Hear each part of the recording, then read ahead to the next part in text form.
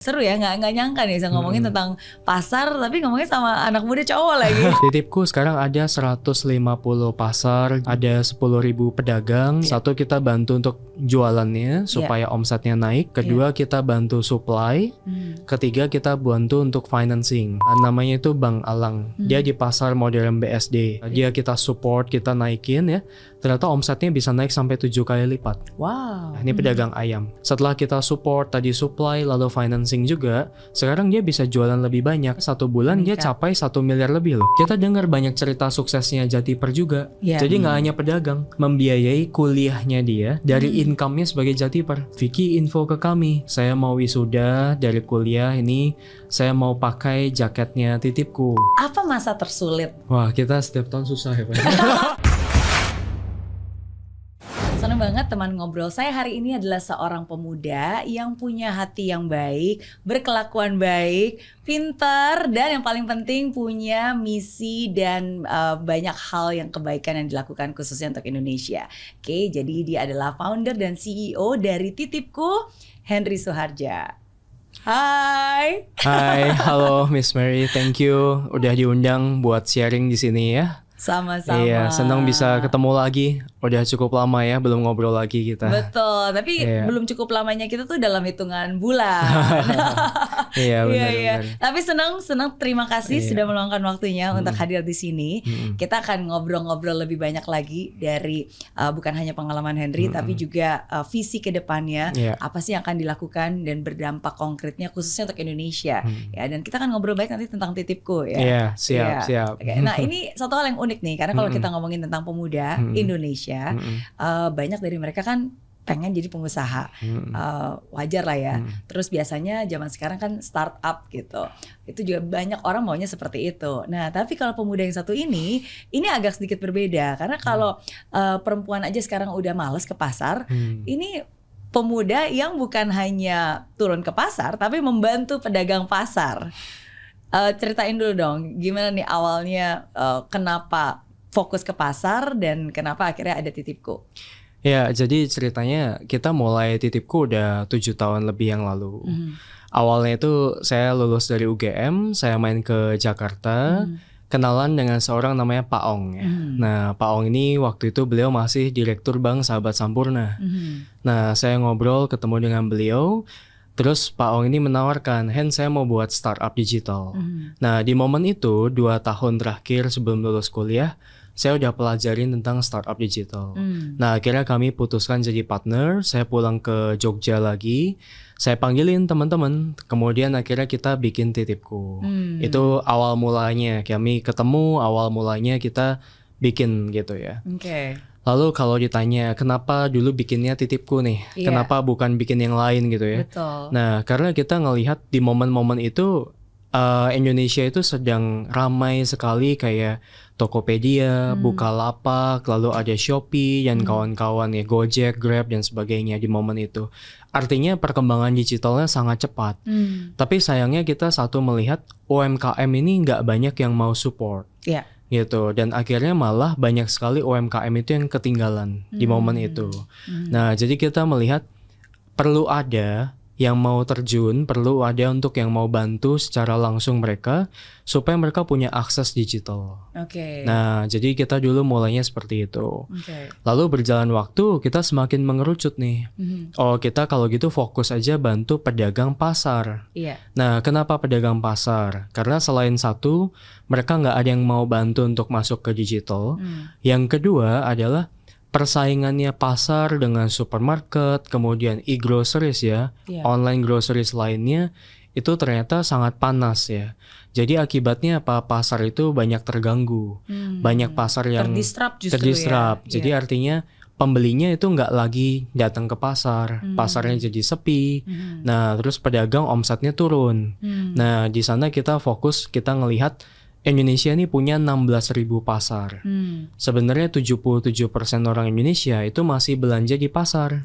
Nah, pasar ini culture-nya Indonesia. Nah, jadi dari sana kita fokus untuk ya udah kita spesifik kita mulai dari pasar. Dan pasar itu pusat ekonomi ya. Jadi setiap area 5 kilometer di Indonesia pasti ada pasar. Setiap kecamatan pasti ada pasar. Dan perputaran uangnya sangat besar. Gitu. Nah, jadi ini yang kita lihat, ini adalah warisan ya. Sebenarnya pasar itu warisan juga. Warisan budaya Indonesia. Nah, kita nggak mau Indonesia tuh kehilangan pasar gitu. Nah, kita support mereka. Tujuannya kami simple. Kita bantu pedagang pasar itu melewati zaman ini. Jadi mereka bisnisnya tetap bisa grow, bisnisnya tetap bisa bertumbuh. Nah, kalau kita bantu mulai dari pedagang pasar, nanti pembelinya adalah warga sekitar, ya kan, ibu-ibu rumah tangga dari sekitar. Nah, di sana Jatipernya Titipku juga orang lokal. Jadi artinya kesimpulannya kita bantu ekonomi lokal tetap berputar ya. Nah, ini yang menjaga Indonesia secara ekonomi tetap sehat, tetap kuat gitu. Berarti ini berbeda dengan e-commerce yang lainnya pada saat itu ya. Pada saat itu kan marketplace, of course itu sangat membantu lifestyle orang-orang karena kan kita belinya ya otomatis ya toko, barang-barang, baju, transportasi dan seterusnya, dan jarang banget yang melihat sebenarnya nih ada sekelompok para pedagang yang sesungguhnya mereka juga membutuhkan digitalisasi ya kan, dan sebenarnya lebih banyak juga orang yang masih belanja di pasar pada saat itu gitu. Nah, akhirnya ya udah terbangunlah Titipku. Dan betul. itu tadi bukan hanya membantu pedagang pasarnya aja, tapi tadi disebutin Jatiper. Mungkin buat yang baru pernah dengar, apa tuh Jatiper ya? Jadi Jatiper itu warga lokal juga yang dia itu tugasnya itu sebagai kurir belanja, atau mungkin kita lebih sebutnya personal shopper ya. Personal shoppernya para moms ya, para ibu-ibu. Jadi bisa titip belanja lewat aplikasi Titipku dari pasar terdekat, bisa pilih pedagangnya, bisa pilih produknya, dan ada Jatiper khusus di tiap pasar. Tugasnya mereka nanti pick up, nanti cek dulu kualitasnya bagus atau enggak, lalu setelah itu dia kirim ke rumahnya pembeli. Gitu. Jadi tadi membantu menghidupkan dan menggerakkan lokal penduduk lokal di situ. Berarti ya. Oke. Iya, jadi pertama kali saya tahu tentang Titipku dan tahu Henry dan juga Pak Ong itu amazing sih. Maksudnya ada, ini bukan hanya satu atau dua orang aja ya, tapi kan satu represent anak muda, yang satunya juga sudah sangat berpengalaman, Pak Ong. Ntar kita kesempatan juga untuk ngobrol-ngobrol sama Pak Ong, dan punya niat yang sangat baik ya untuk memajukan Indonesia, dan ini very Indonesia banget ya. Pasar itu kan Indonesia banget dari zaman saya kecil pun, dari zaman mama kecil pun gitu kan, sampai sekarang pun itu akan selalu ada karena kan that is the culture of Indonesia. Dan yang di negara lain pun nggak punya seperti ini kan. Betul. Sebelum Indonesia merdeka juga orang belanja di pasar. Orang zaman dulu kalau mau dagang, mau punya usaha, mau punya bisnis ya di pasar gitu kan. Oke. Nah, dan apalagi ini sangat terbantu pas lagi pandemi kemarin ya justru. Betul. Iya kan? Jadi waktu pandemi itu momen-momen kita pertama kali masuk ke Jakarta. Pasar pertama tuh Pasar Kopro dan Pasar Mandiri di Kelapa Gading ya. Nah, Pasar Kopro tuh Pasar Tomang Barat, Tanjung Duren. Jadi di momen itu kita lihat langsung bahwa pasar itu sepi. Karena waktu pandemi itu orang takut untuk pergi ya, takut untuk keluar rumah, apalagi pasar kan sangat crowded. Betul. Gitu, semuanya jadi padahal itu kebutuhan dasar kan, untuk masak, untuk makan gitu ya. Jadi kasihan sekali dari sisinya pembeli, ibu rumah tangga mau pergi nggak bisa, keluar rumah aja nggak bisa. Dari sisinya pedagang, mereka udah siapin barangnya. Tapi karena ini lockdown, karena ini nggak bisa jualan, nggak bisa orang datang ke pasar, mau jualan ke siapa? Nah, jadi itu cerita awalnya kami masuk ke pasar di Jabodetabek ya. Ya, dan pada saat itu kan awalnya ibu-ibu sendiri yang saya ingat banget, kita ngumpulin nih pedagang pasar ini, kita kumpulin WA-nya. Jadi kalau mau telur beli sama si Mas ini, gitu kan, beli ikan sama ibu ini, gitu. Betul sekali. Dulu kita lakukan semua hal lah untuk bantu pedagang, terutama momen pandemi ya. Kita bagi brosur di pasar, kita bagi ke perumahan sekitarnya, apartemen atau penduduk di sekitar pasarnya juga gitu. Terus kita tengah-tengah pandemi kita cari siapa yang mau jadi Jatiper, mau dapat income kayak gitu. Iya, jadi membantu semuanya lah. Iya, betul. Iya. Tapi kalau dari Henry sendiri, sebenarnya cita-cita waktu kecil tuh apa sih? Ya, dari kecil karena semua keluarga besar itu pengusaha. Dari kecil memang di nurture untuk jadi pengusaha. Tapi lambat laun saya tuh ketemu banyak sekali orang ya. 10 tahun terakhir saya udah interview 200 orang lebih nih. Iya. Nah, salah satunya partner saya Pak Ong ya. Iya. Jadi saya tuh lihat gitu ya. Oh, banyak orang itu bisa sukses. Semua orang bisa berhasil lah di bidang apapun. Mau bank, mau properti, mau saham, mau bisnis apapun ya. Nah, tapi saya melihat juga sisi yang lainnya. Setelah mereka mencapai titik puncak, ternyata banyak hal yang mereka itu kaya, berhasil, tapi mungkin nggak semuanya membantu banyak orang. Mereka punya impact, punya untuk keluarga, untuk mungkin karyawan atau pegawai yang bekerja di perusahaannya gitu ya. Kalau jadi pengusaha, tapi sayangnya nggak betul-betul support di luar lagi. Nah, jadi mungkin di satu sisi saya cukup idealis ya, Miss. Iya.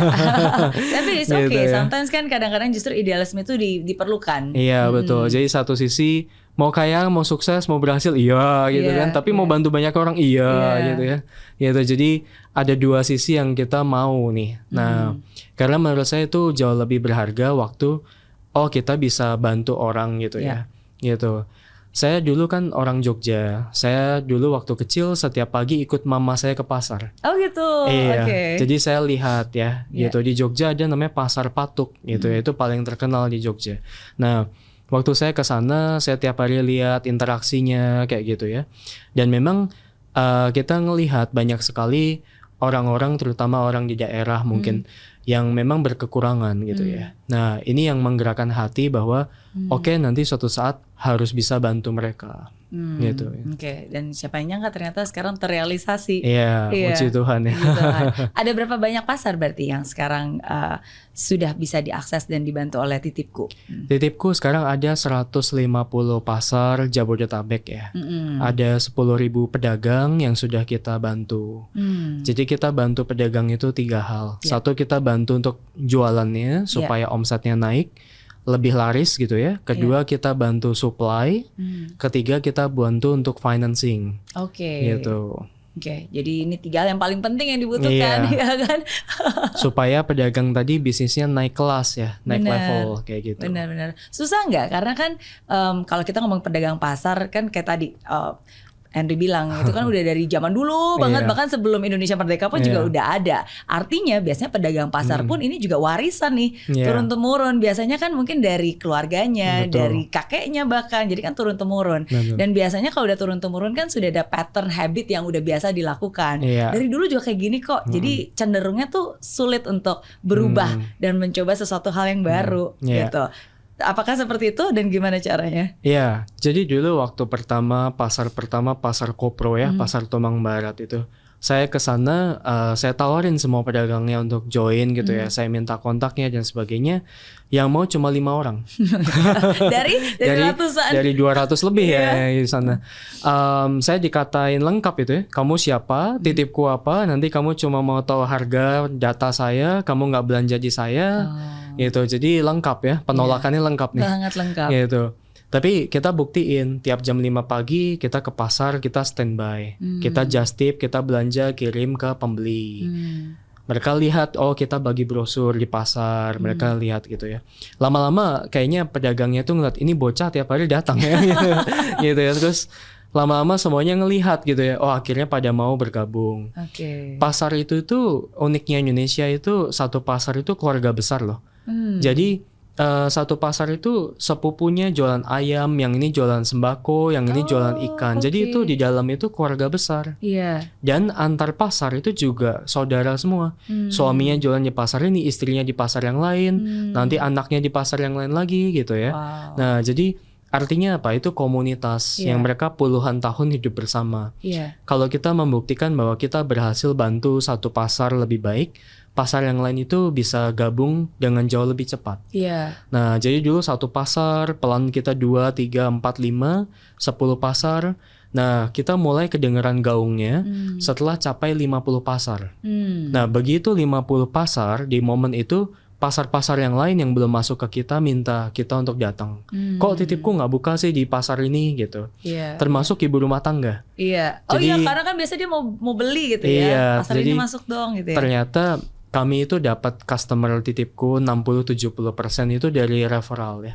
Dari mulut ke mulut lebih tepatnya. Jadi ibu-ibu tuh kita nggak kasih insentif, tapi ibu-ibu tuh cerita, kalau mau belanja pakai titipku aja kayak gitu. Pedagangnya itu setelah join ke titipku sama, dia juga cerita kayak, Bu, kalau mau belanja saya dari online dikirim pakai titipku aja ini. Nah gitu. Jadi ternyata kita mau bantu orang, mereka juga akhirnya bantu kita semua. Betul, gitu. ya karena mereka merasa terbantu. Dan kalau orang udah merasa terbantu kan pasti mereka ingin membantu menyebarkan kebaikan ini juga kan. Betul gitu. sekali. Oke. Nah berarti butuh waktu berapa lama tuh dari akhirnya mengconvince 5 pedagang sampai akhirnya bisa titik poinnya 50 pasar? Oke. Jadi di pasar pertama aja dulu ya, itu kita cukup lama, bisa 6 bulan lebih ya. Di momen itu akhirnya pada mau join gitu ya, pada mau bergabung pedagangnya. Nah tapi setelah itu ke pasar 10 itu memang kira-kira butuh waktu setahun lah ya. Nah tapi dari 10 ke 50 lalu sampai sekarang 150 ya. Ini hanya butuh waktu 1 tahun. Jadi cepat sekali bergulirnya setelah itu. Gitu, yes. Ada cerita menarik nggak nih? Pastinya saya yakin udah banyak pedagang yang juga sangat terbantu kan, karena ya lagi-lagi kan ini tujuannya digitalisasi kan seharusnya membantu dan memudahkan dan membantu menghubungkan. Ya kita paling seneng itu waktu kita tuh tahu kalau pedagang sukses. Ada satu contoh kisah suksesnya pedagang, namanya itu Bang Alang. Dia di pasar modern BSD. Nah setelah kita support, kita naikin ya, ternyata omsetnya bisa naik sampai 7 kali lipat. Wow. Gitu. Dan dari awalnya punya 1 cabang jadi punya 5 cabang. Wow. Gitu.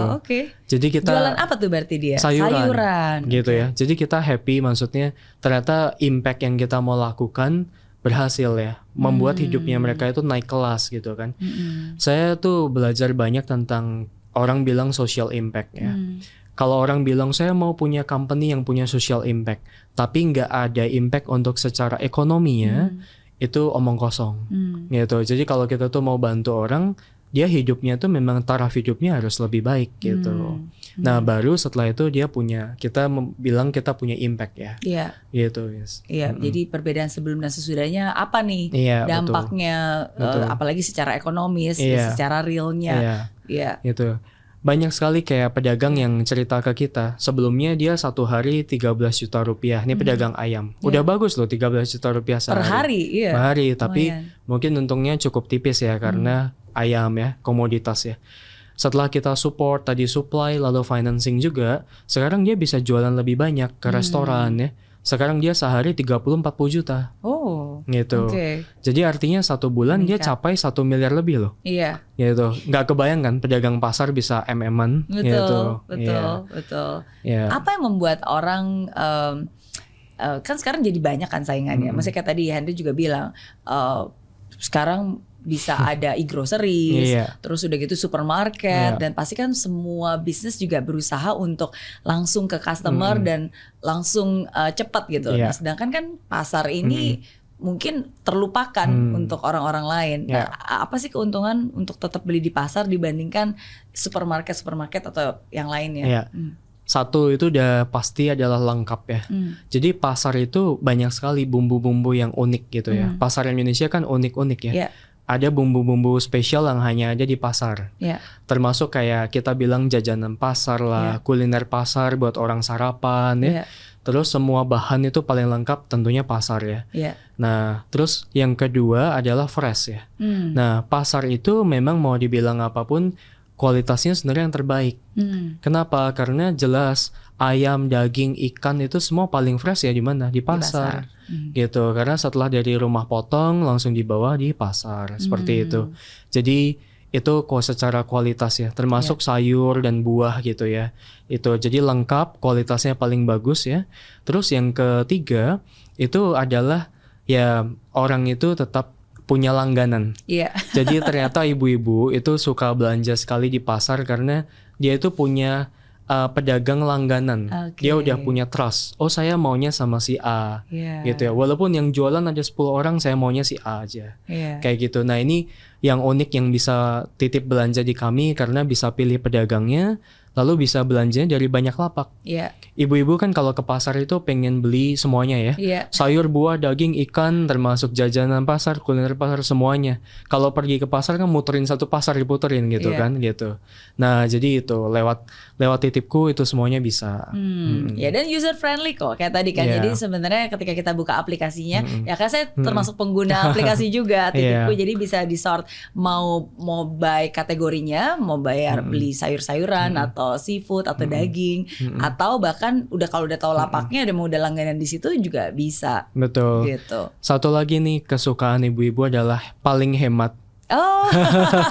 Jadi pasar di compare dengan supermarket, di Iya, compare dengan online groceries, tetap pasar itu paling murah lah ya. Iya. Kita ibaratnya beli 10.000 rupiah sayuran di pasar tuh dapatnya gede loh. Iya. Dapatnya itu memang gede. Iya. Gitu. Iya. Nah, jadi memang Dan nggak perlu tawar-tawar ya. Padahal sebenarnya keasikannya tuh nawar-nawar gitu di pasar ya. Ini udah langsung harga termurah. iya benar. Kita kasih garansi harga pasti gitu kan, Oke. seperti itu.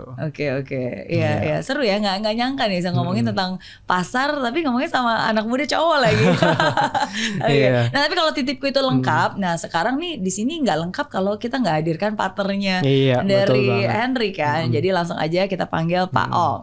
Iya. Nah, sekarang baru lengkap karena sekarang sudah bersama kita Presiden dan juga founder dari Titipku, Pak Ong Teckchan. Yeay. Iya. Ini baru lengkap ya. Iya. Halo Pak Miss Ong. Mary, senang sekali bisa hadir di sini ketemu Miss Mary. Ini, Sama-sama. Wah. Iya, ini saya datang sini tadi mungkin Henry lupa, jadi saya bawa tasnya Titipku. Oh, Di dalamnya ada souvenir buat ada Miss souvenir. Mary. Thank you. Dan tagline-nya nih ya, me time jalan terus, belanja kami yang urus. Iya, biar kami yang urus ya. Iya, sekalian bisa urusin apa anak-anak rumah juga nggak ya? Bagian belanjanya Iya, itu iya. diurus sama Titipku Miss ya. Mary kerja saja, profesionalnya ke pasar, urusan Titipku. Urusan Titipku ya. Tapi itu bener banget loh, karena Iya. kalau tadi Pak Om bawa ini ya, aku juga special nih. Ada yang mau saya bawain. Wah. Tada! Jajanan pasar ya. Iya. Tebak dari mana kan? Ini jajanan pasar ya. Nah, jadi ini juga salah satu hal kenapa saya suka kalau belanja di pasar, apalagi lewat Titipku itu bukan cuma belanja kebutuhan pasar yang biasanya buah, seafood karena saya suka beli ikan, ya kan, ayam, telur, Iya. daging-dagingan, tapi bisa jajan pasar. Jajan pasar. Saya paling suka jajan pasar. Nah, ini hasil tadi belanja tadi pagi. Oh, terima Terus saya bawain kasih ke sini. Miss Mary. Iya. Iya. Nah, ini ya pasar tuh uniknya gitu, jajan Iya. pasar juga sebetulnya kan masakan-masakan resep-resep rumah tangga yang dipegang sama pedagang tuh ciri khas di pasar. Betul. Jadi itu rempah-rempah bumbu-bumbunya itu Iya, pun juga betul. yang udah dibuat ya itu Iya, juga betul. kalau di Titipku bahkan ada kategorinya tuh. Iya. Iya, Benar. iya. Jadi gampang tinggal Gampang. mentahnya sama bumbunya udah jadi. Jadi Iya. Ala-ala restoran. Iya, bisa tebak nggak nih kira-kira dari pasar mana saya belanjanya? Oh. Nah, ini Ayo.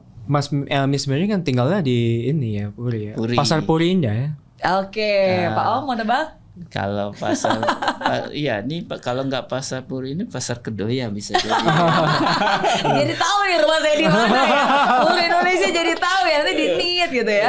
Oke, ya tapi benar di Jakarta Barat. Iya, Ya iya. karena dulu saya tinggal di daerah Puri, jadi Iya. biasanya dulu memang belanja di pasar Puri. Oh, iya. Tahu bener. Bener ya? Tapi karena baru-baru ini saya baru pindah lokasi. Oh. Nah, jadi ini tadi belinya di Pasar Tomang. Oh, Pasar Koplo. Pasar Koplo. Ya, Pasar Koplo. Gitu. Pasar utamanya itu. Iya.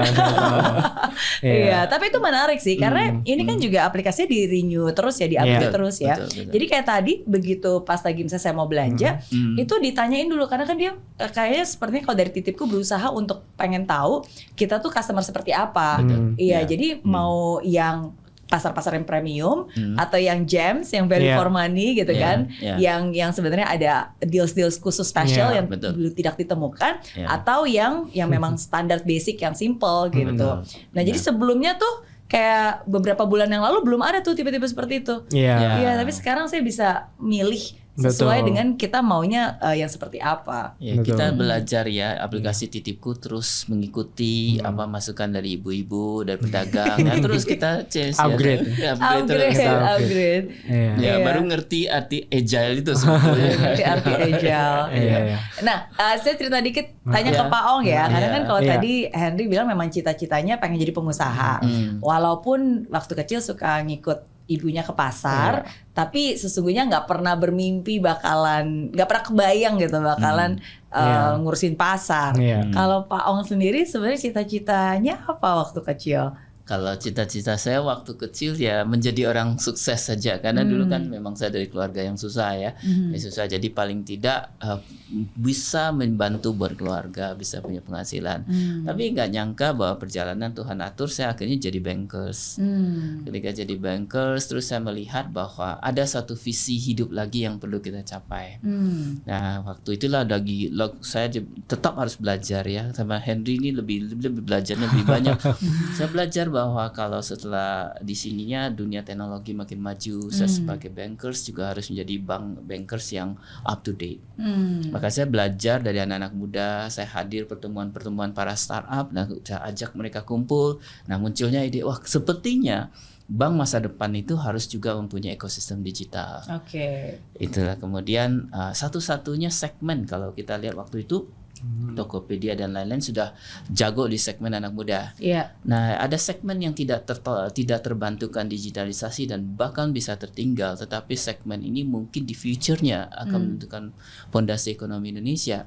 Ada UMKM. Makanya ini perlu dibuat solusi untuk UMKM. Makanya kita buat Titipku. Nah, pas ketemu dengan Henry. Iya. Iya.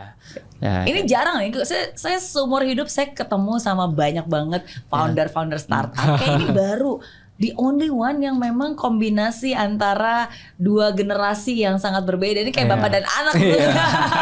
Iya, banyak yang Iya, banyak yang bilang gitu. Iya. Terus ngurusinnya pasar lagi, ngurusinnya ibu-ibu lagi gitu kan. Iya, betul. Iya, jadi luar biasa sih. Tapi ya untuk kebaikan apapun bisa saja terjadi dan selalu dioptimalkan lah. Betul. Iya. Nah, ya waktu Henry, salah satu kenapa juga saya sama Henry bisa nyatu adalah waktu saya lihat waktu diskusi dengan Henry, satu adalah ketika kita membuat itu saya sudah katakan dengan Henry kita value-nya dulu bahwa kita nolong ini ya kita harus bicara value dan kita bicara kalau kita membuat satu tim pun tim yang harus bergabung kita jangan pikir uang dulu. iya. Karena segala sesuatu yang kita lakukan yang baik buat orang lain, urusan hasilnya itu nanti nggak pernah tidak ada upah buat orang yang berbuat baik. Nah, jadi value ini harus ada, jangan sampai kita terpecah hanya karena uang. Iya. Nah itu dengan waktu itu, makanya sampai sekarang kita masih bisa bertahan karena susah mudanya ya mau nggak usah menikmati senangnya, nikmati susahnya, karena susah juga. Karena visinya sama, hatinya sama, betul. dan saya yakin value-value dan prinsip hidupnya pun juga sangat mirip dan sama. Betul. Makanya namanya PT Terang Bagi Bangsa. Oke. Iya. Berarti ada doa di dalam di dalamnya ya. Oke. Apa masa tersulit yang pernah dilalui bersama di Titipku ini? Wah, kita setiap tahun susah ya Pak. Gimana ya? Pilih yang mana? Pilih yang mana? Ada 7 tahun. Ya, ada cerita momen-momen di mana kita tuh paling kritis. Oke. Gitu. Jadi itu tahun 2021 itu saya ingat sekali itu bulan April Mei. Gitu. Jadi di momen itu tim kita masih kecil, pasarnya baru 10. Waktu itu kita berjuang untuk waktu itu mau fundraising gitu kan. Tapi di Indonesia waktu itu ternyata venture capital mungkin kurang mau support untuk di pasar nih. Dilihatnya mungkin kurang seksi ya, kurang menarik seperti itu. Nah, kita berjuang, tetap kita keep going. Setengah mati itu momen-momen terakhir. Tapi ternyata kita coba ya Pak. Apply ke Amerika, itu ada akselerator startup. Namanya Y Combinator ya. Nah YC itu akselerator startup nomor 1 di dunia. Alumninya ya Airbnb, Dropbox, dan semua startup besarnya seluruh dunia itu alumni mereka. Cita-citanya founder ya diterima di sana. Sangat susah gitu. Kita waktu itu coba daftar, Tapi terus terang kami nggak pernah bermimpi itu bisa diterima. Kenapa? Karena teman-teman kami daftar 5 kali, ditolak 5 kali. Gitu ya. Waktu kita daftar pun seluruh dunia di momen itu yang mendaftar 17.000 startup. Wow. Jadi bayangkan yang dipilih hanya 100-200. Iya. Nah dari Indonesia alumninya baru hitungan jari. Iya. Gitu. Jadi kita udah momen-momen kritis, momen itu kita daftar 1 kali langsung diterima. Wow. Ya, jadi itu kita percaya itu kita ditolong Tuhan. Ditolong Tuhan Iya, ya, karena iya, itu karena ada kita visinya percaya. gitu kan ya. Betul. Jadi bukan karena kita pintar, bukan karena kita hebat, bukan karena kita bisa gitu. Itu semata-mata ditolong. pertolongan Tuhan lah. Iya. Apa dampak nyatanya dari kan tadi masa-masa kritis tuh, terus habis itu kayak pertolongan dari Tuhan sekarang pada satu bisa masuk dan terpilih jadi Y Combinator kan, YC. Tapi apa efeknya setelah itu? Jadi kita belajar ya selama 3 bulan itu kan program akselerasi 3 bulan. Kita belajar setiap malam ya, tengah malam Mbak. Karena Belajar. Oh iya beda ini Iya. kan waktu, Beda jam dengan beda beda. jam. iya, gitu ya. Itu sengsara sekali. Gitu. Pagi sore kerja, malam meeting, tengah malam kelas gitu. Pagi kerja lagi Kelasnya gitu. juga pasti ada PR kan. Iya, betul. Iya, saya juga tetap harus belajar lagi ya, meskipun sudah usia begini ya ikutnya gimana sih sebetulnya orang muda di Iya. Amerika begitu ya belajar sesama, Betul. dan saya dapat ilmu banyak juga dari sana. Iya. Jadi ya ini kombinasi ya dengan mengerti tentang dunia startup dan juga mengerti dunia bisnis konvensional. Jadi saya sekarang merasa wah saya diperkaya. Ya di balik semua susah tadinya ya tadi susah kita Iya. berkali-kali ya ya susahnya susah masuk pasar, susah menjualkan Iya, iya. dan di dunia ini terus bervariasi ya. Iya. Waktu tech winter terjadi juga kita mengalami wah ini tiba-tiba saking grow-nya gitu kan tiba-tiba tech winter terjadi terus lagi gimana kita Iya. Tech Winter Bisa berarti 2022 dua ya, Betul. suddenly semuanya kerasa banget. Iya. sangat Sangat, terasa, Sangat kerasa terasa. ya. Ya kita berulang kali kita tuh ngalamin, tapi akhirnya kita tahu caranya. Iya. Gitu. Jadi yang kita bersyukur itu adalah kita selalu dapat how-nya, kita mau ini gitu ya. Mungkin ya kalau orang bilang yang kenal kita, kenal Titipku dari lama gitu ya, mereka hanya melihatnya ini nggak menyerah ya. Iya. Gitu. Iya. Jadi itu aja mungkin yang membedakan gitu ya. Iya. Biasanya kan kalau founder startup, misalnya nih fundingnya habis, dia nyerah. Iya. Misalnya dia ngerasa bisnisnya buntu, bisnisnya turun terus menyerah gitu kan. Timnya mundur, partnernya mundur, dia menyerah gitu ya. Nah pada akhirnya ternyata karena nggak mau menyerah ya. Mungkin antara keras kepala, Iya. nekat gitu ya. Atau sudah cemplung Iya. ya.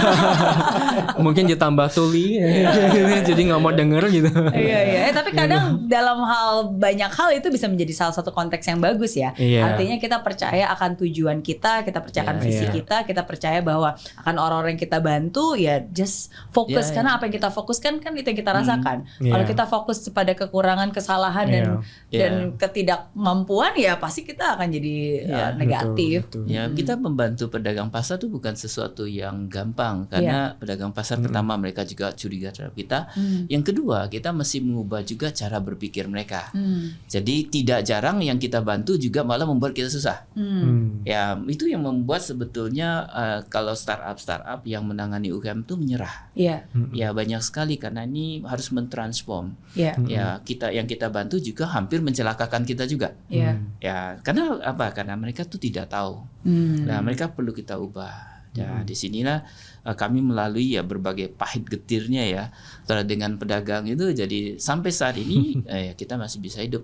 Iya. Dan kita juga lihat ada buah hasilnya. Iya. Nah, pedagang tuh begitu mereka bertransform ketika mereka melihat ada yang berhasil. Iya. Ya, yang lain mungkin masih belum mau kita beri waktu terus. Betul, betul. Itu Ya. sih yang saya sangat salut dengan kegigihan dari Henry dan juga Pak Ong membangun Titipku dari sejak awal sampai hari ini. Karena kan kita semua tahu kalau misalnya di bukan jangan hanya startup ya, maksudnya di bisnis konvensional aja banyak yang akhirnya tutup setelah pandemi. Oke, Iya. nah udah gitu setelah pandemi masih ada lagi kalau di dunia tech startup kan ada lagi yang namanya tech winter, Tech gitu. winter, Dan iya. itu another itu satu tantangan yang besar sekali gitu. Betul. Jadi mungkin ada yang survive setelah pandemi tapi gagal tech winter nggak dapat dana dan tractionnya kurang, akhirnya tetap harus tutup gitu. Betul. Dan itu banyak perusahaan-perusahaan yang bahkan ternama kita tahu brandnya dan ternyata sekarang sudah nggak ada gitu. Betul. Jadi ketika Titipku sekarang masih berdiri, masih hadir, masih ada dan masih melayani, itu luar biasa. Dan bukan hanya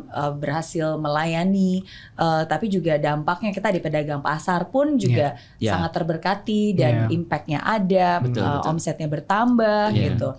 Dan ini bukan hanya pedagang pasarnya aja ya, kayak Jatipernya pun juga ada karena kan membantu orang-orang yang membantu belanjain di pasar, bantu ibu untuk jalan di pasar itu juga terbantu. Kita senang ya Jatipernya kita itu kerja kan hanya setengah hari ya, selama pasar buka sampai tutup. Tapi mereka ada yang tertingginya bisa dapat sampai 5 juta rupiah loh. Oke. 1 bulan ya. Ditambah itu baru income dari transaksi Titipku. Ditambah ibu-ibu tuh kasih uang tips. Dan itu nilainya tinggi.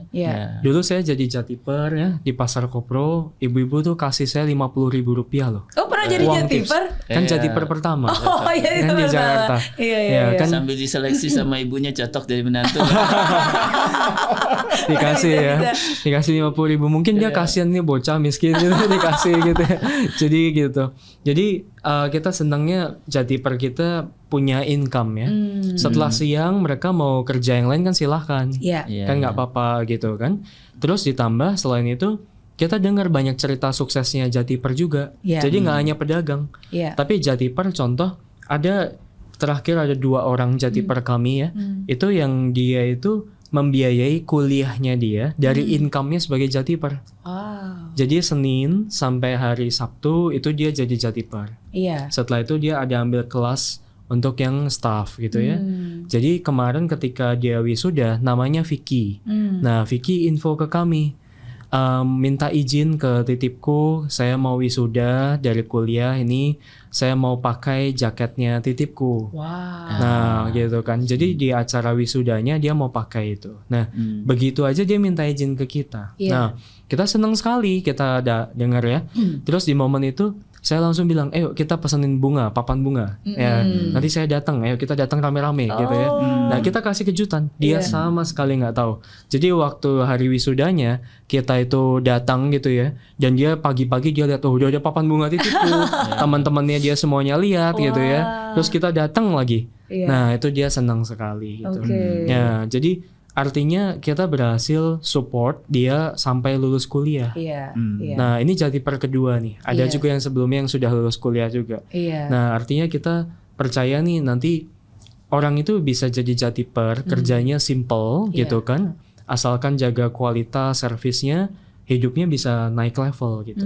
Gitu. Betul, dan itu salut loh. Maksudnya ini kan anak-anak muda yang memang mengenyam pendidikan, masih kuliah gitu kan, tapi kan bisa mandiri gitu, mensupport dirinya sendiri, mensupport biaya kuliahnya sendiri dan memaksimalkan waktunya. Jadi pagi-pagi ya bantuin ke pasar dulu, jualan maksudnya bantuin sebagai Jatiper ya. Terus itu seperti melihat seperti ini, kita pekerjaan tuh apapun yang kita kerjakan itu sebetulnya benih. Kalau kita bisa menggunakan benih itu dengan baik, dia tumbuh, dia pasti menghasilkan ya. Jadi Jatiper ini sebagai contoh. Jadi saya juga melihat ada satu Jatiper kita, Bu Susan, dia tuh sarjana engineering dan sudah pernah bekerja di perusahaan kontraktor yang besar. Tetapi dia memutuskan untuk menjadi Jatiper karena value dia merasa bahwa kalau dia kerja di perusahaan dia itu dia ada kompetisi karyawan dan juga ada pasti di dalam perusahaan ada praktek-praktek yang menurut dia nggak sesuai dengan hati nurani. Dia memilih untuk jadi Jatiper.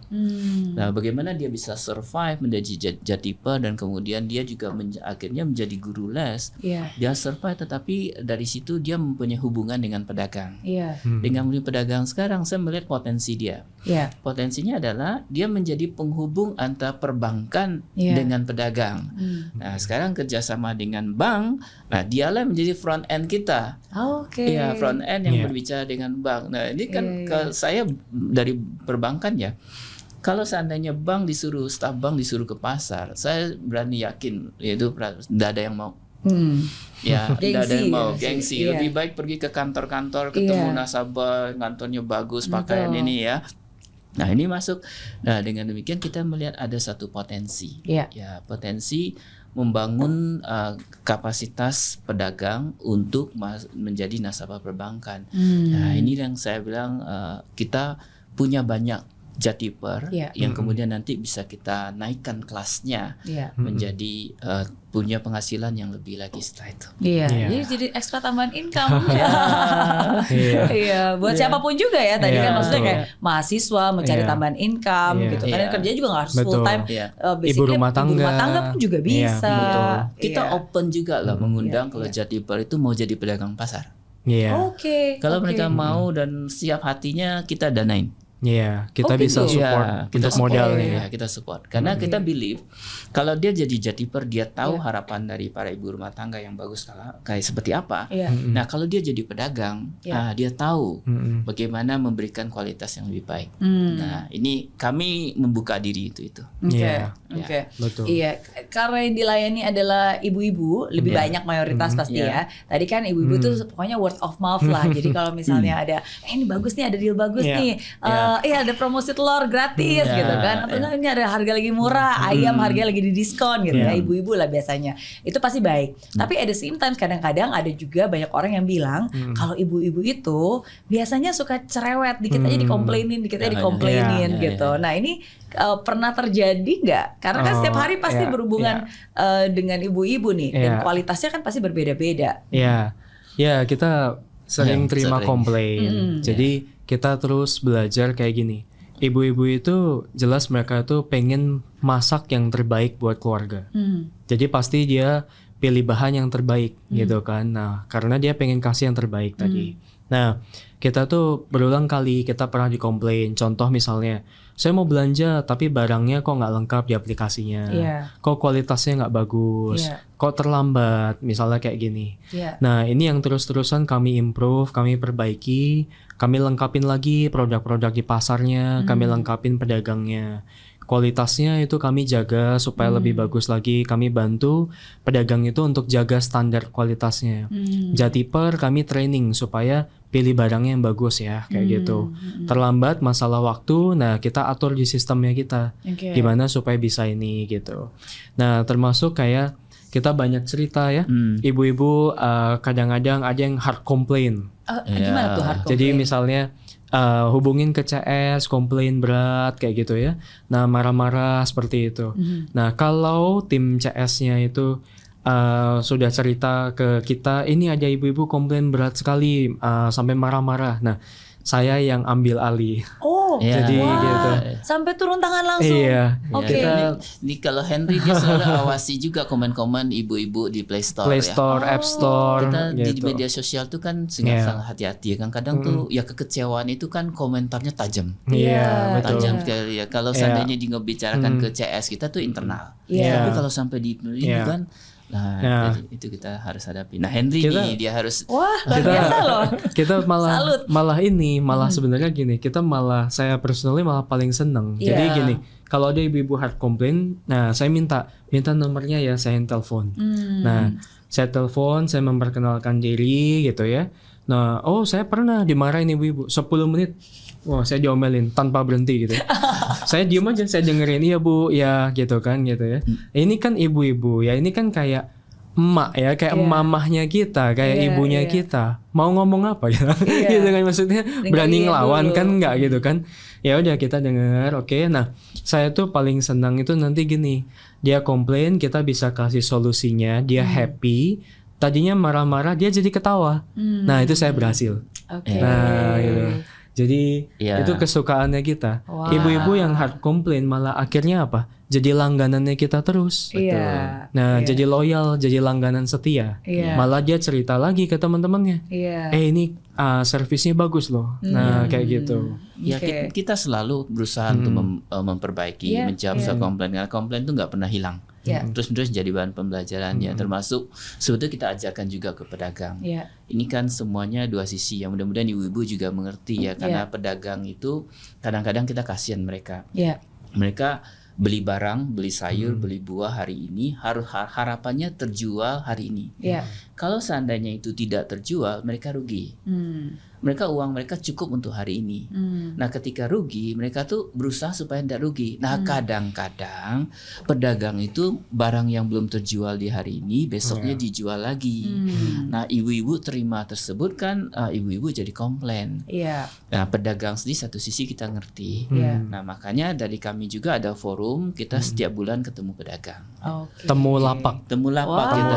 iya, Kita iya. ngobrol sama mereka, kita bilang ini loh, Jadi menjembatani nih. Iya, betul. Nah, kita bilang sama pedagang, kalau kita terima order dari ibu-ibu, ini ada ibu-ibunya order dari 10 lapak. Satu lapak saja bikin masalah, itu persepsinya rusak ke 10 lapak. Iya. Ya, kalau mereka tidak belanja di titipku gara-gara satu lapak yang tidak menjaga kualitas, itu merusak nasib yang lain. Iya. Nah, ini yang kami berusaha terus ya dengan kita mengajarkan mereka, kita bicara perlu Iya. kita lakukan. Iya. Iya. Jadi Ditambah sabar ya bu ibunya. Oh iya. kita juga buat ini sistem ini Mas Mario, di mana personal assistant. Kan Ya. titipku ini sebenarnya personal assistant Iya. ibu-ibu gitu ya. Kita buat namanya tuh Mbak Yati. Nah, Mbak Yati. Mbak Yati ya. Oke. Apa itu Yati? Ya. Ya titipku. Gitu ya. Oke. Ya. Tapi maksudnya di mana semua timnya kami, terutama yang komunikasi langsung dengan para ibu-ibu gitu, kita bisa kasih mereka personalize gitu ya. Oke. Jadi maksudnya sesuai dengan apa yang dia butuhkan Iya. kayak gitu. Iya. Jadi kita bisa jawab pertanyaannya, kita bisa supporting Jadi dia itu customer lebih. service-nya namanya Ya. Mbak Yati. Mbak ini. Yati, sistemnya kita di mana untuk kita bisa ngobrol dengan semua customer Iya. kayak gitu. Iya. kita hindari ngobrol chat dengan customer itu pakai robot. Ya. Jadi kita harapkan customer service kita bisa kalau dikomplain itu jawabnya itu lebih Human lah. relax, Human. human. Nah, maka kita sebut Mbak Yati. Mbak Yati, Ya. iya. Ya. Tapi itu satu langkah yang sangat tepat sih menurut saya, karena kan yang namanya komplain itu bagi saya sebutnya feedback ya. Maksudnya Ya, feedback betul. itu kan asalkan itu bukan anonymous yang nggak nulis nama, nggak nulis Ya. kontak, itu kan bisa saja belum tentu maksudnya baik. Ya. Tapi kalau misalnya memang itu real gitu kan, Ya. ada namanya, ada kontaknya gitu Ya. kan, nah, bisa jadi itu memang sebuah feedback yang memang bisa diantisipasi, yang akhirnya kalau itu problem kalau di tangan Ya. para founder kan bisa jadi solusi dan Ya. bahkan bisa menjadi improvement yang sangat baik ke depannya gitu. Betul. Betul. Iya, betul. dan saya salut nih, biasanya kalau orang lain kayak tadi kan jawabnya kadang-kadang pakai robot, Iya. pakai Ya. orang lain aja udah bagus. Ini Iya. sampai CEO-nya turun tangan. Iya. Iya. Di awal-awal dulu kita tahu waktu pandemi banyak yang order ibu-ibu kan ya. Kita lihat data itu dan kita berusaha Ya. ketika ada komplain ya masih catat itu semua nomor Ya. telepon mereka, chat satu-satu. Iya. Chat satu-satu dan kita ajak ngobrol ya. Betul. Ya, harus begitu. Iya, dan tadi ya maksudnya secara reguler pun juga kualitas tetap dijaga, Iya. dan itu sebenarnya dari dua-duanya ya, khususnya Iya. dari pedagangnya. Betul. Karena kan bagaimanapun juga titipku ini kan sebagai platform Iya. Betul. yang membantu menjembatani, tapi Iya. kan yang punya produk adalah yang Pedagang. pelapaknya Iya, gitu. betul. Dan yang milih barangnya pun juga ya si jatipernya Jatiper. gitu, Iya, dan betul. yang memberikan kepada pelanggannya. Betul. Iya. Ya, jadi ya ada banyak faktor, Iya. tapi ya appreciate titipku menjembatani dan mengedukasi semuanya, karena kalau satu tidak melakukan hal sebagai semestinya itu dampaknya ke ya. semuanya. Iya, betul sekali. Iya, Iya. apalagi sekarang ya tantangan kita itu ini ibu-ibu adalah segmen yang belanja di pasar. Iya, iya. Kita masih melihat bagaimana anak muda, Iya. generasi muda sekarang ini banyak yang tidak tahu tentang pasar. Jadi titipku masih punya PR untuk memperkenalkan pasar kepada generasi muda. Nah, ini kami ya bagaimana titipku lebih komunikatif dengan generasi muda, membawa kepada dunia mereka. Memang mereka tidak perlu ke pasar ya, tetapi artinya membantu pedagang pasar juga sesuatu yang penting. Iya, Iya. iya.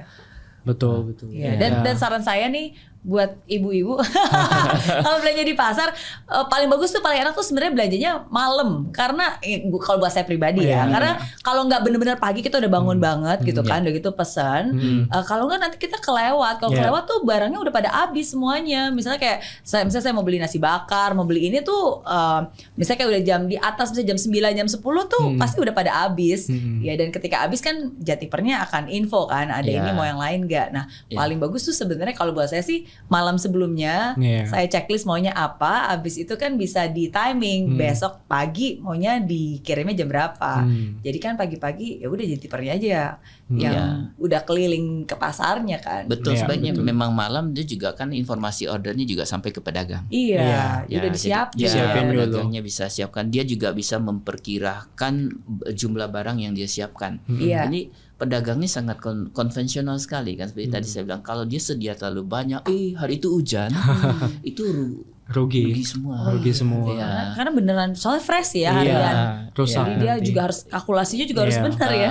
Jadi memang susah menjadi pedagang pasar. Kalau jadi ya kalau yang supermarket dan lain-lain punya pendingin ya, bisa punya merawat tempat kualitasnya. Kalau pedagang itu ya hari ini nggak kejual, hari ini ya juga jadi rugi. Iya, betul.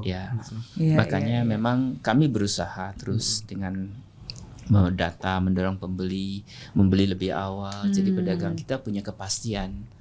Ya, bener, Miss Mary masih sering juga itu malam terus. Pagi nanti udah beberapa kehabisan. Ya kayak tadi pagi sebenarnya saya belanja banyak, ada nasi bakar kan, suka nasi bakar.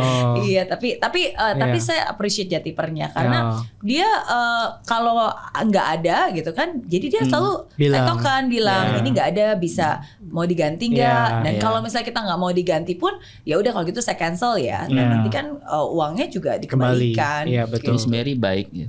So, kadang-kadang itu Jatiper kita dia chat ke pembelinya ibu-ibunya mungkin lagi sibuk ya, nggak dijawab. Nah tuh Jatipernya kebingungan. Ini mau beli atau tidak gitu, mau ganti atau tidak ya. Nah mereka harus mengambil keputusan supaya yang terbaik buat ibu-ibu. Nah tapi ketika mereka pilih misalnya tidak belikan itu kan, mereka datang ternyata keputusannya salah. Ya, mereka beli pindah lapak, ternyata keputusannya tidak, ibunya nggak mau. Nah, ini ada sesuatu yang saya bilang menarik dinamikanya ya. Ini Ibu. Jadi ya harus ya makanya kan ini kan Titipku kan menjembatani, membantu. Jadi tetap aja semuanya harus berkoordinasi sama-sama lah. Saya yakin di dalam hidup ini pasti banyak kayak tadi kan masa-masa sulit, tantangan. Walaupun setiap problem itu pasti ada solusinya, ya kan. Dan saya appreciate, maksudnya dari Pak Ong dan Henry pun juga selalu evolve gitu kan. Kayak tadi saya bilang sebagai pengguna Titipku juga selalu upgraded ya. Jadi biar kita bisa tahu usernya tuh seperti apa. Semakin tahu pattern usernya seperti apa kan, semakin platformnya bisa menyediakan sesuai dengan kebutuhan kan. Nah, tapi saya yakin akan ada momen-momen di mana apa ya, kesannya kayak udah hopeless, udah nggak ada solusinya, masa-masa tersulit gitu. Dan di mana saya juga yakin pasti selalu akan ada spiritual experience atau pertolongan Tuhan yang luar biasa, atau mungkin hal-hal yang ajaib yang nggak terduga, yang kayaknya ini nggak pernah kebayang bisa terjadi, ternyata dimudahkan, ternyata diberikan, ternyata ya intinya spiritual, something that is beyond human lah kita sebagai manusia. Nah jadi kalau dari Pak Ong pribadi atau dari Henry, apakah pernah ada mengalami seperti itu? What is your most spiritual experience yang bisa di-sharingkan? Ya, mungkin kalau kaitannya sama Titipku ya tentunya ya gitu.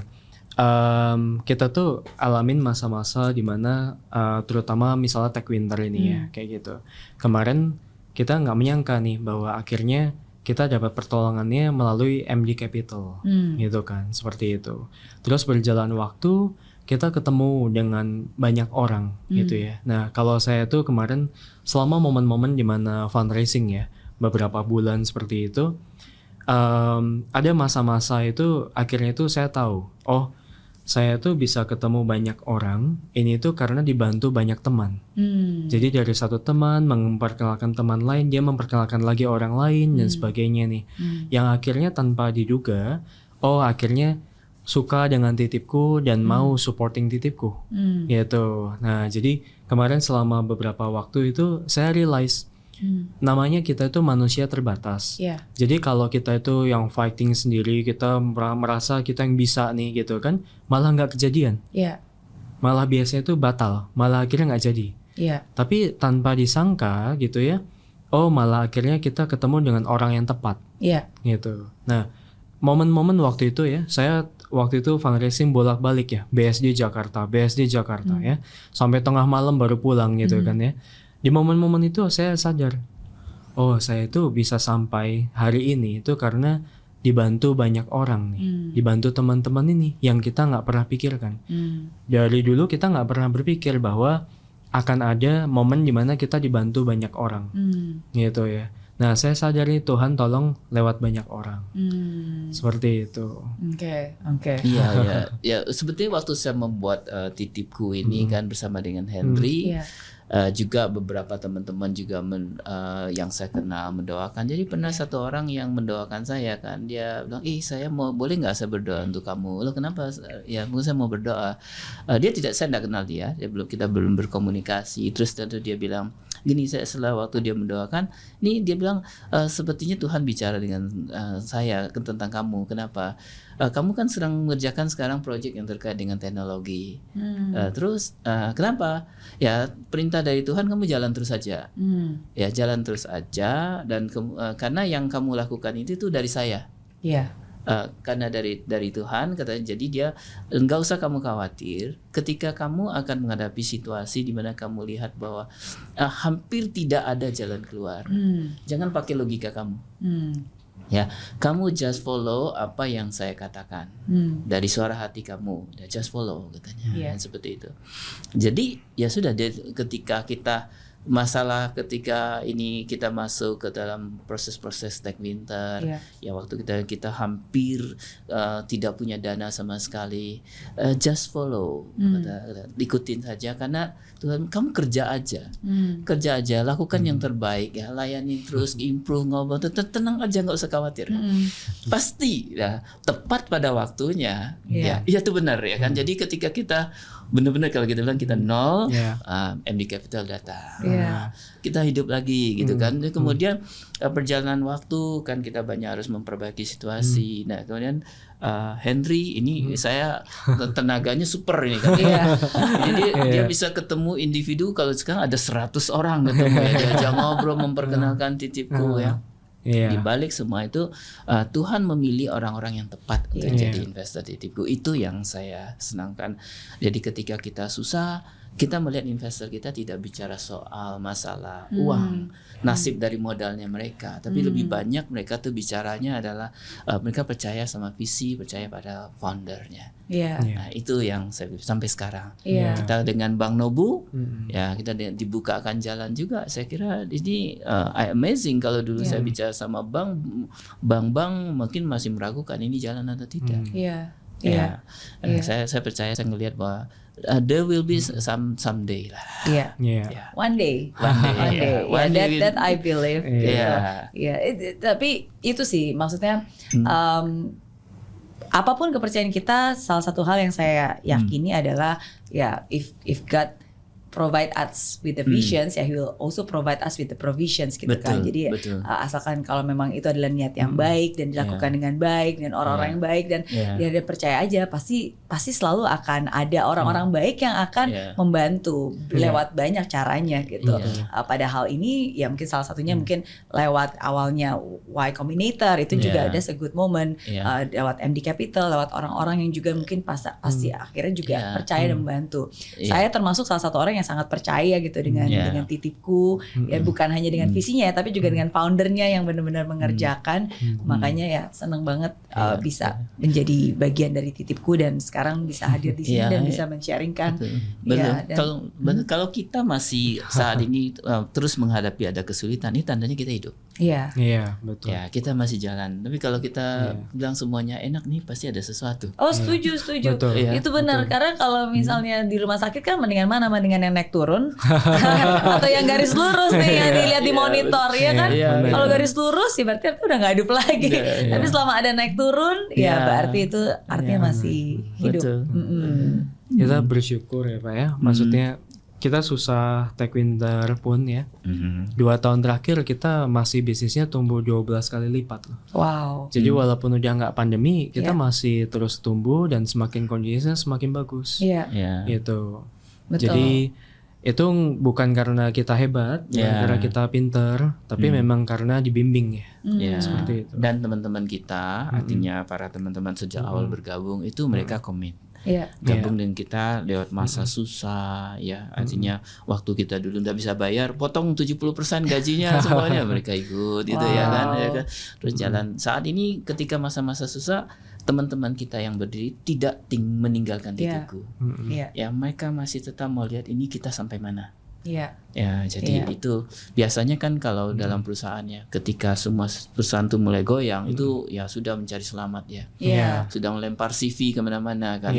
Nah di sini teman-teman kita tetap maunya kita mau sampai kapan kita. Betul. Ya, dan termasuk ini bukan hanya para foundernya levelnya ya. Maksudnya kan saya juga bersyukur punya kesempatan untuk bertemu dengan tim-tim awalnya pun yang memang dari Yogyakarta juga semua diboyong ke Jakarta. Ya kan yang awalnya mungkin masih single sekarang udah punya anak.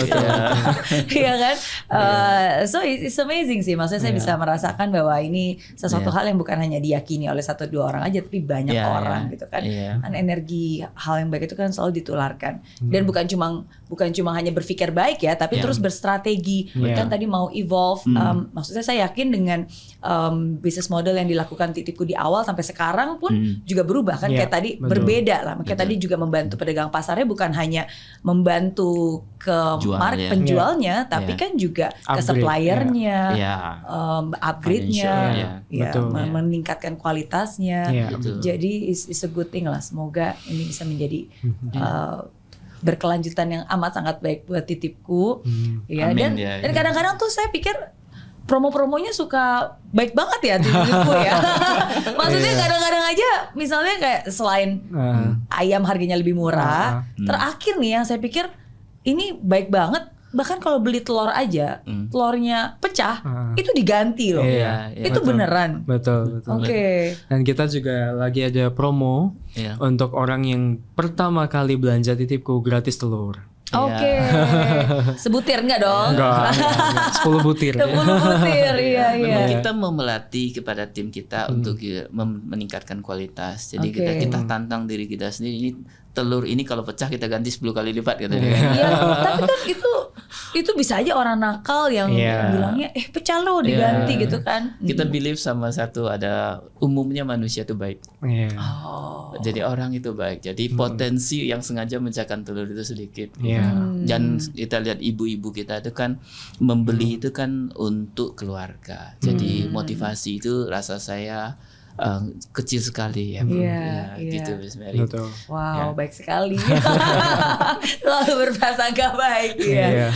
Dan tadi apa gratis telur? Gratis telur buat yang pertama kali belanja. Oke, berarti harus download aplikasi Titipku.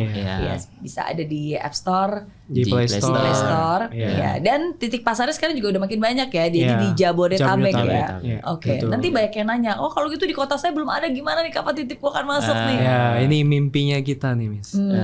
Jadi kita punya mimpi setelah Jabodetabek kita mau di 10 kota nasional. Kita sekarang kan 150 pasar ya. Kita mimpinya itu jadi 1000 pasar. Nah, 1000 pasar di 10 kota. Amin. Kita sedang mempersiapkan langkah ke sana dan mudah-mudahan tetap kita ada dukungan gitu kan, dukungan dari berbagai pihak. Tapi memang kami lihat bahwa ini saatnya karena Titipku kita sudah menemukan modelnya.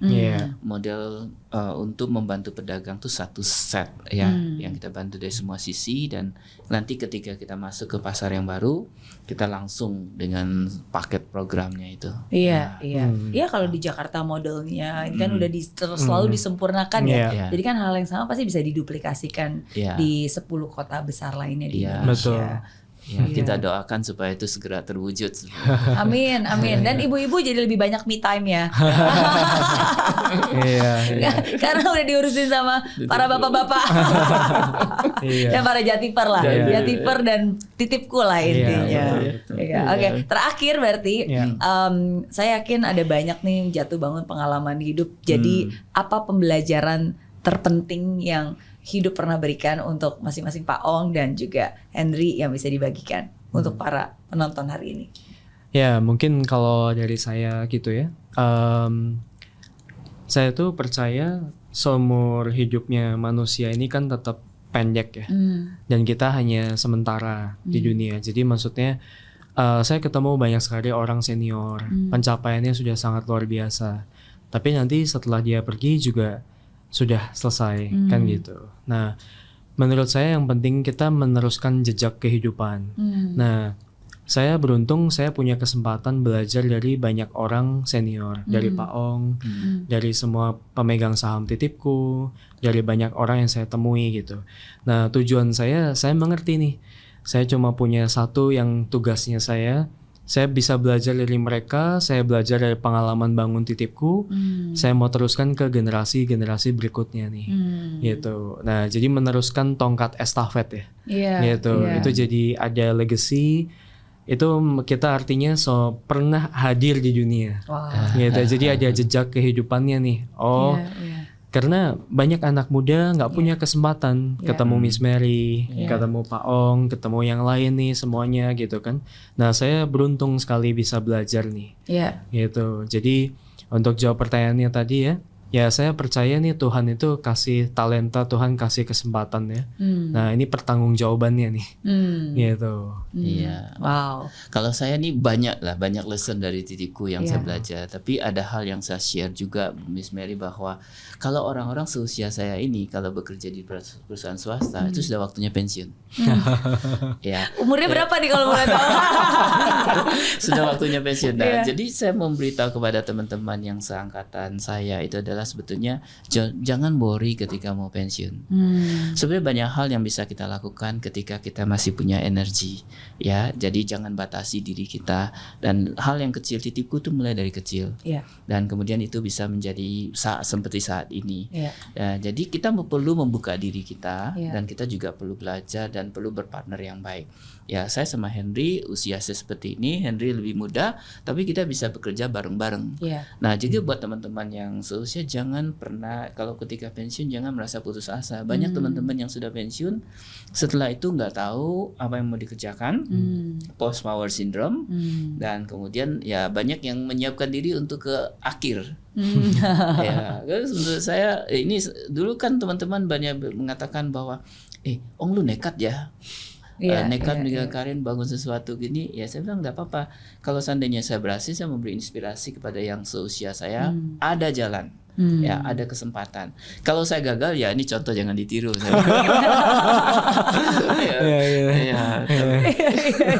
Iya. Tapi kan bagi orang-orang leader itu nggak ada yang namanya kegagalan. Yang ada pembelajaran. Betul. Iya. Tapi salut loh di masa-masa pensiun kan harusnya lebih tenang, slow. Ini kan malah jadi accelerate, lebih seru, lebih banyak ups and down-nya. Ya kalau ibaratnya jantung tuh lebih naik turunnya roller coaster. Latihan jantung ya. Kasih kesempatan bekerja samalah dengan orang muda. Jangan kita merasa bahwa kita ini sudah pengalaman, jabatan tinggi, kemudian kita we are always right gitu kan. Nah, dengan itu kan kita berbagi tenaga, berbagi energi, pemikiran. Itu yang mungkin saya share di forum ini Miss Mary bisa. Thank you udah menjawab pertanyaan dan of course most of all thank you sudah selalu membangun dan setia berproses dan menciptakan titipku buat kita semua. Sebagai janji saya biasanya narsumnya boleh nanya satu pertanyaan. Yes, jadi kalau ada yang mau ditanyakan silakan. Satu pertanyaan buat saya. Miss Mary sampai kapan nanti akan belanja ke pasar? Nah, justru enaknya sekarang belanja di pasar tuh nggak harus ke pasar, ya kan? Jadi dengan ada titipku tetap belanja ke pasar. Berarti Miss Mary akan ini nih kita tetap akan percaya bahwa pasar itu adalah tempat belanja yang terbaik ya. Oh selalu.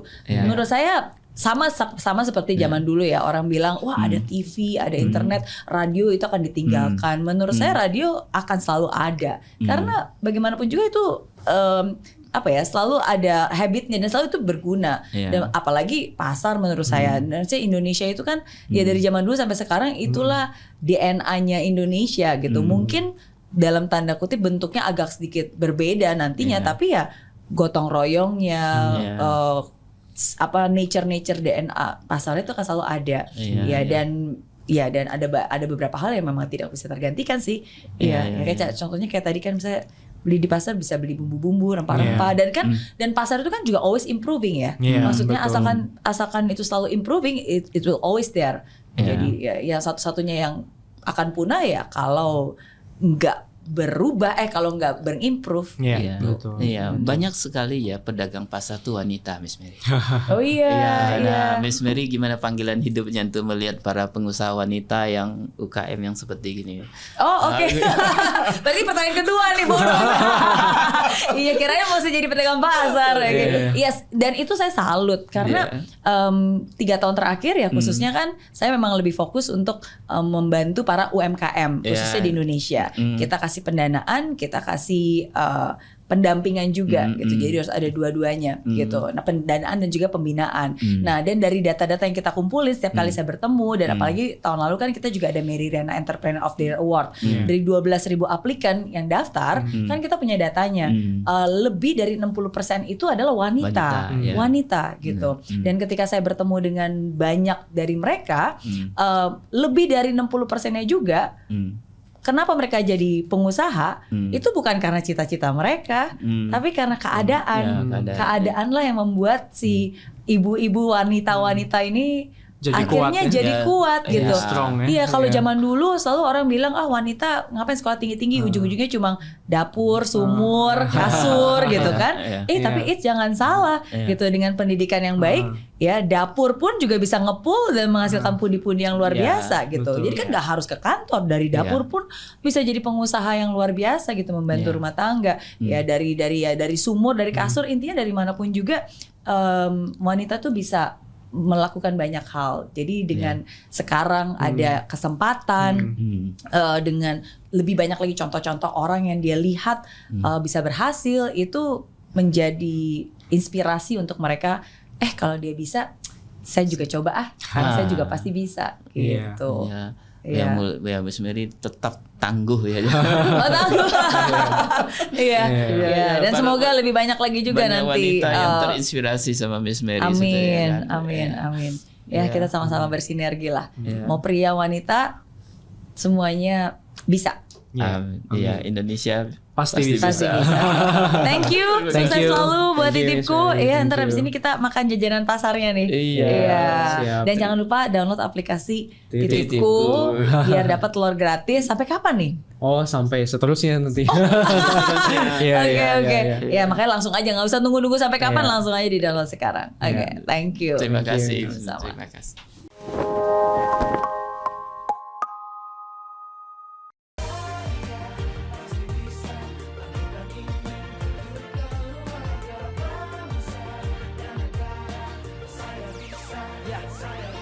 Laksana bumi tanpa hujan, hidup tanpa tujuan, kering dan mati tanpa hijaunya tumbuhan.